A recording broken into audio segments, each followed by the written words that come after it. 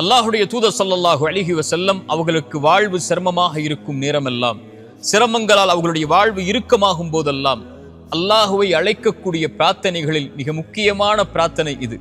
யா ஹய்யு யா கையூம், உயிருள்ளவனே நிலையானவனே, பிரஹ்மதிக அஸ்தகீது, உன் அருளை கொண்டு உன்னிடத்திலே உதவி தேடுகிறேன், உன் ரஹ்மத்தை கொண்டு உன்னிடத்திலே பாதுகாப்பை தேடுகிறேன் என்று அல்லாஹுடைய தூதர் ஸல்லல்லாஹு அலைஹி வஸல்லம் சொல்லுவார்கள்.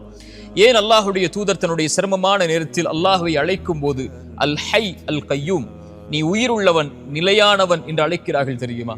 குர்ஆனில் அல்லாஹ் ரப்புல் ஆலமீன் அவனுடைய மகத்துவமிக்க வசனங்களாக பதியக்கூடிய வசனத்தில் ஒன்று ஆயத்துல் குர்சி, நாம் அறிந்தது.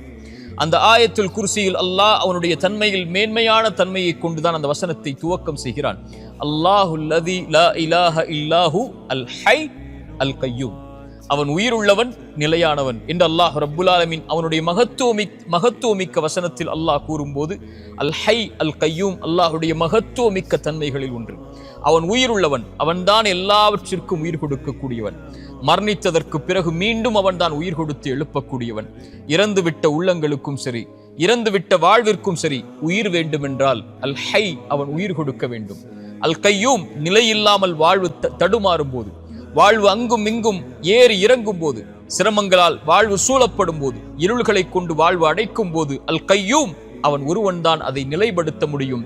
அதனால்தான் அல்லாஹுடைய தூதர் சொல்வார்கள், யா ஹய்யு யா கையூம், உயிருள்ளவனே நிலையானவனே, பிரஹ்மதிக அஸ்தகீது, உன் அருளை கொண்டு உன்னிடத்திலே உதவி தேடுகிறேன்.